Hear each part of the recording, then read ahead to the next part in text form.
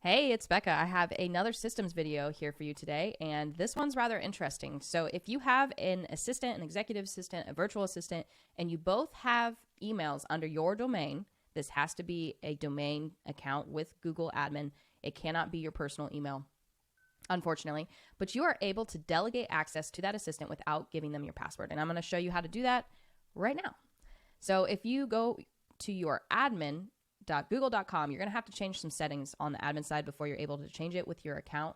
So under the admin.google.com, drop down the apps and then Google Workspace, Gmail. And from here, you're going to drop down those user settings as shown here. Mail delegation. So we are going to enable this and take a look at the settings, make sure they're the way that you want them to be. There's a couple of things. Allow users to customize the settings, show the account owner and the delegate who sent the email. This is by default. So the user is going to be able to customize this, but that's what's going to show as default.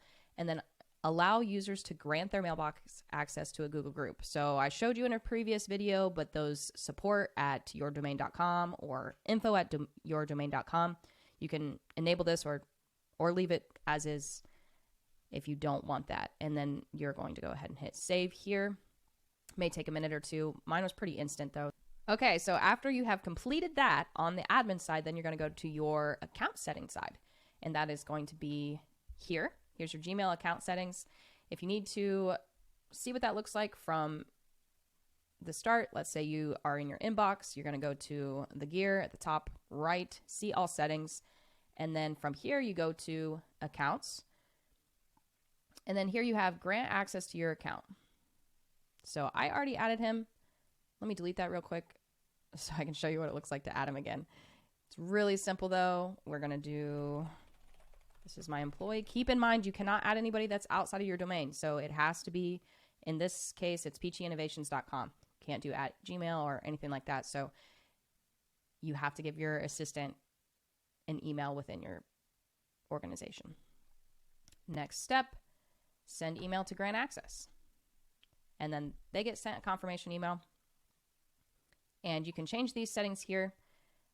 This is personal preference, but let's go over them real quick. Mark as read. Do you want to mark the conversation as read when it's opened by others, or do you want to leave it unread so you can get your eyes on all of it? Personal preference. Sender information. Show this address and the person who sent it. So, for instance, if I have somebody, I've granted access to my email, and I have them send emails on my behalf, it is actually going to say it's sent by username, that user, so the assistant at yourdomain.com, instead of it being sent by me. I'm going to have it sent by me. So everything looks like I'm doing it. Once again, personal preference. And that is it. So if you have any questions, you can leave them in the comments, but I think it's pretty simple. Easy day. Have a good one.